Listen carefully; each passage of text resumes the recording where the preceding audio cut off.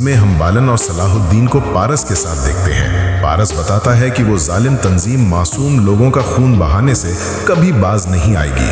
सलाहुद्दीन के पूछने पर पारस बताता है कि उसके उनके कायद को खानकाह से पकड़कर कत्ल किया था।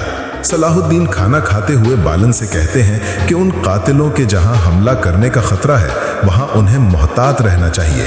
दूसरी जानिब जातलियोन दुआ कर रहा होता है कि वो मसीही खून बहाने जा रहा है, इसके लिए उसे माफ कर दिया जाए क्योंकि वो खून मुसलमानों का खून बहाने में मदद देगा और शुरुआत वो अपने खून से करता है। इत्सिस सलाहुद्दीन को मसाजिद की फहरिस्त देता है जहां मुसलमान जुमा की नमाज के लिए इकट्ठे होंगे। सलाहुद्दीन अपने साथियों को मसाजिद और मज़ारों की हिफाजत पर तैनात कर देते हैं। इसी लम्हे एक पादरी सलाहुद्दीन के पास आकर ताज़ियत करता है। जातलियोन अपने साथियों को मुसलमानों का रूप धारकर नए मंसूबे के बारे में बताता है। एक साहिल पर पहुंचकर जातलियोन लोकास को दूसरे साथियों के साथ रवाना करता है और खुद लोगों के सामने आने से बाज रहता है। दूसरी जानिब पादरी एक मंजर में खानकाह में बच्चों को पढ़ाता नजर आता है। लोकास एक साहिल पर पहुंचकर खानकाह पर हमला कर देता है।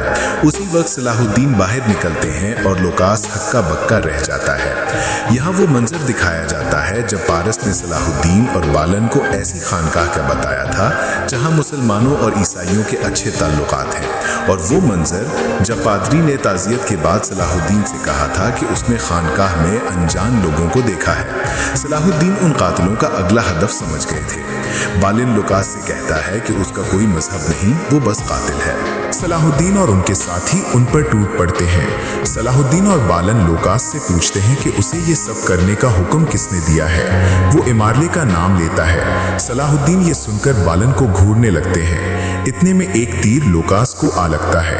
वो सब ये देखकर हैरान रह जाते हैं कि तीर जातलियून ने मारा है जो लाड गाय के हमरा वहां आया होता है। सलाहुद्दीन जातलियून पर इस हरकत की वजह से तलवार तान लेते हैं। जातलियून बताता है कि वो अपने बादशाह के खिलाफ इस किस्म के बोहतान बर्दाश्त नहीं करेगा।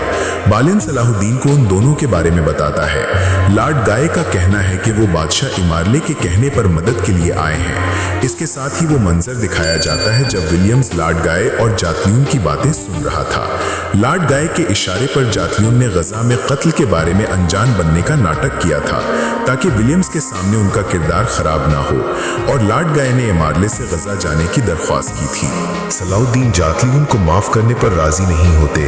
बालन सलाहुद्दीन को आपस के फसादात को हवा ना देने की तजवीज करता है। सलाहुद्दीन बालन को एक तरफ ले जाकर खबरदार करते हैं कि मामलात शफाफ नहीं रहे, इमारले पर इल्जाम डालने की कोशिश की जा रही है, और अगर बालन भी किसी साजिश का हिस्सा निकला तो सलाहुद्दीन उनके बामी ताल्लुकात का लिहाज नहीं करेंगे। बालन सलाहुद्दीन से कहता है कि वो अपने हक के लिए लड़ रहा है, अगर सलाहुद्दीन उसके मुकाबिल आए तो वो भी पीछे ना हटेगा। दूसरी जानब काहिरा में काजी फाजिल खलीफा की इयादत के लिए जाते हैं, मगर वो अपनी लाचारी अल्लाह के सिवा किसी पर अयान नहीं करना चाहते। वो पर्दा नहीं हटाते और मिस्र में वजारत और रियासत के लालच के माहौल पर अफसोस करते हैं, मगर वो काजी फाजिल को साबित कदम रहने का कहते हैं जो उनके लिए एक उम्मीद है। दूसरी जानिब अलबैस करातेगन को खाना खिलाने की कोशिश करता है, मगर वो सख्ते की हालत में बैठा रहता है। अलबैस परेशान होकर तबीब को बुलाने जाता है। करातेगन उसके जाने के बाद रोने लगता है। दूसरी जानिब शाम में शमसा एक कपड़ा देखती है जिस पर बना नक्श उसके हाथ पर बने निशान के जैसा होता है। वो रोते हुए कहती है कि उसको यकीन था उसकी माँ जिंदा है। दूसरी जानिब तीनों उमरा सूने के साथ नूरुद्दीन के सामने पेश होते हैं। शीरकू माजरत करते हैं कि वो शहवार को मारने में नाकाम रहे, मगर नूरुद्दीन उन्हें बताते हैं कि उनका मकसद मिस्र को हासिल करना है, मिस्र का सूना या शहवार का सर नहीं। काहिरा में शहवार सूना न मिलने पर शदीद गुस्से में नजर आता है। वो इमारले को इस नाजुक वक्त में इत्तेहाद का पैगाम भेजता है। कुद्स में एक शख्स इमारले से कहता है कि गंदुम का फुकदान है। इमारले उसे मिस्र से आने वाली गंदुम के बारे में बताकर मुतमईन करता है। वहां मौजूद विलियम्स इमारले से कहता है कि लाडगाय को गजा भेजना गलती थी।